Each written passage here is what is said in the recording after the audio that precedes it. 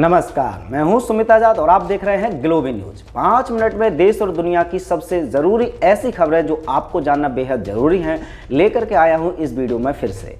तो आज की सबसे ज़बरदस्त 5 खबरें शुरू करने से पहले यदि आप डॉक्टर तरुण कोठारी सर को लाइव सुनना चाहते हैं, उनसे प्रश्न पूछना चाहते हैं तो आपके लिए खुशखबरी है।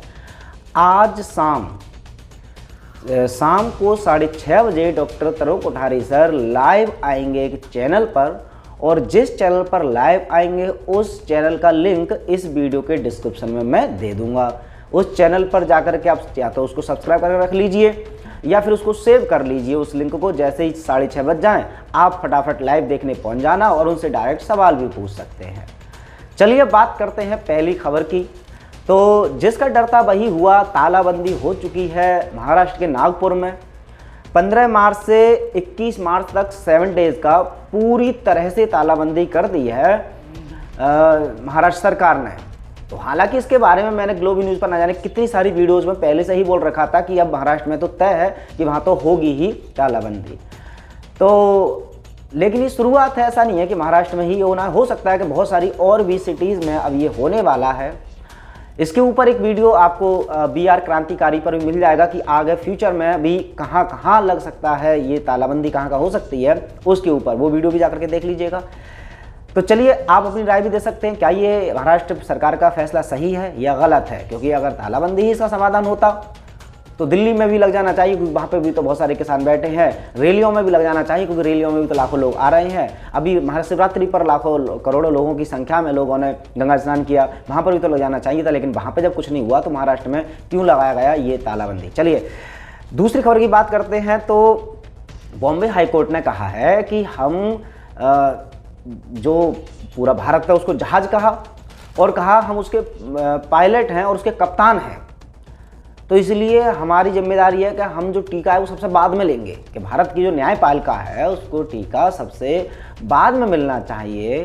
तो अपने आप को हीरो बनाने का प्रयास कर रहे हैं कि हम भाई साहब हीरो हैं, पहले ये जो अच्छी चीज़ बढ़ रही है इसको पहले आप ले लीजिए, बाद में हम ले लेंगे। लेकिन शायद आप इनके बयान से समझ गए होंगे, नहीं समझे तो मैं बता देता हूँ कि एक्चुअल में इनको महान नहीं बनना है, इनको खुद डर है। इनको खुद पता चल चुका है कि ये जो, क्योंकि बॉम्बे हाई कोर्ट हो या जितने भी हाई कोर्ट हैं उसमें बहुत सारी याचिकाएं डली हुई हैं कि हाँ ये टीका है, ये एक्सपेरिमेंटल है, ये गलत है, इसको यूज़ नहीं करना है।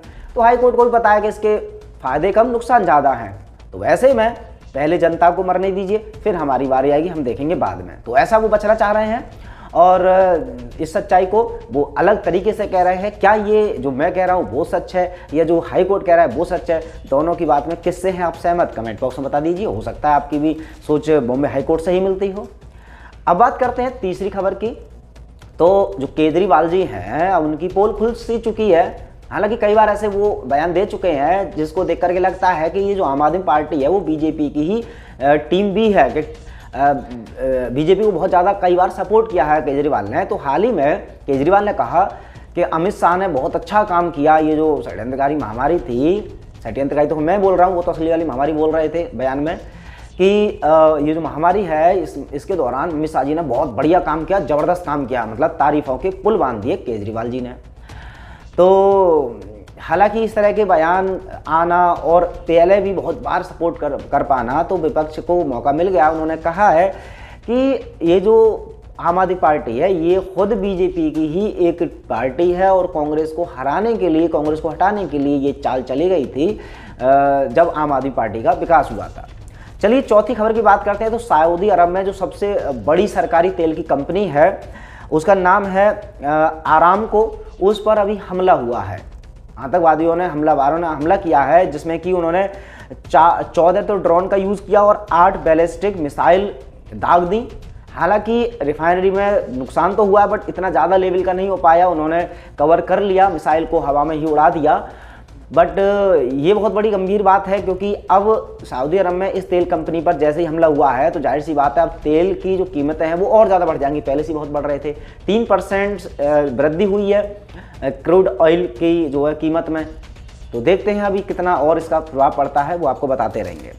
पांचवी और सबसे इम्पोर्टेंट बात, तो पांचवी खबर में 2 अपडेट है। सबसे पहले तो मैं तरुण कोठारी सर की पहले ही दे दी कि अब वो लगातार और भी वीडियोस में आते रहेंगे, क्योंकि डॉक्टर तरुण कोठारी सर को आप बहुत ज़्यादा मिस कर रहे थे। वो जो इन्फॉर्मेटिव वीडियो देते हैं वो नहीं आ पा रही थी, तो एक चैनल है उस पर वो लगातार आते रहेंगे। पहला इंटरव्यू आज ही है 6:30 बजे, मैं ही वहाँ जाकर के इंटरव्यू लूँगा डॉक्टर साहब का।